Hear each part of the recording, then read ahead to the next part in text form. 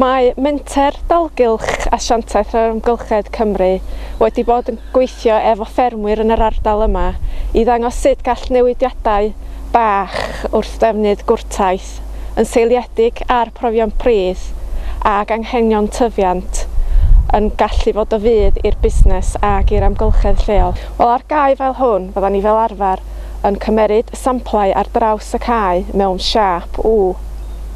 Fyddan ni fel arfer yn cymeryd tua 520 o samplau bach i dyfnder o 7,5 cm gan ddefnyddio'r teclyn yma. Felly mae hwn yn cymeryd dyfnder o bridd 7,5 cm. A wedyn mae'r samplau bach yn cael ei roi mewn un a'i cludo i'r labordri a phrofi am pH, ffosfet, potas a magnesiwm. Mae menter dalgylch clwyd yn hybu profi pridd ac yn cynnig y profion yma am ddim i ffermwyr yn yr ardal elwi a'r clwyd yn y dalgylch yma.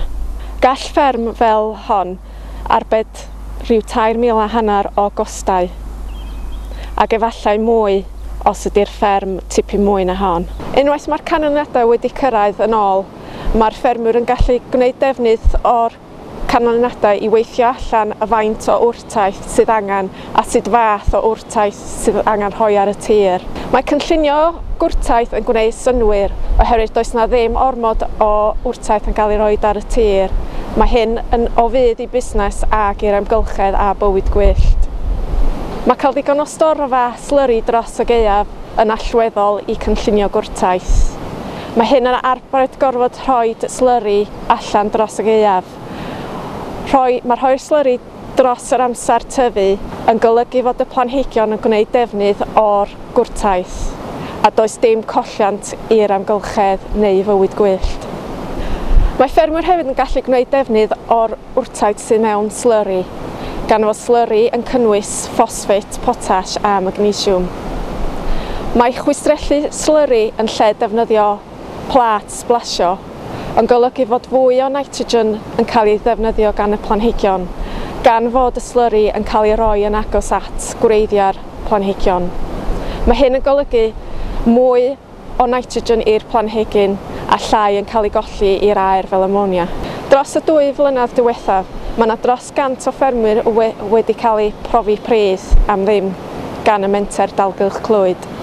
Mae hyn yn golygu fod llai o wrtaeth wedi cael ei roi ar y tir, llai o costau i'r ffermwyr a hefyd llai o colliant i'r dŵr ddaear ac i afonydd pwysig fel hon sydd yn gorfod bod yn dda i'r pysgodfeydd lleol.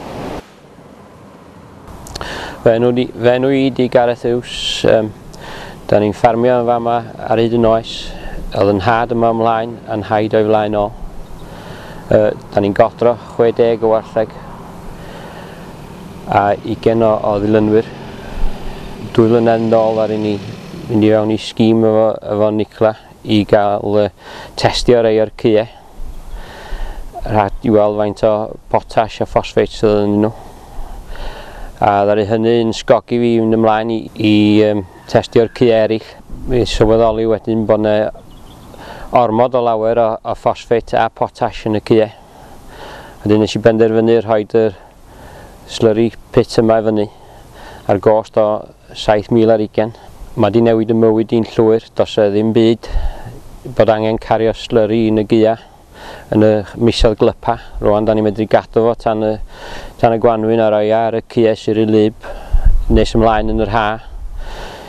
A o'r herwydd da ni'n garad prynu dim byd ond nitrogen, da ni'n prynu ddim compounds o gwbl. A mae di newid y mywyd i'n llwyr. Mae gwneud yr slurry pit wedi safio rhai miloedd o bunnau a mi wneud safio miloedd yn y dyfodol.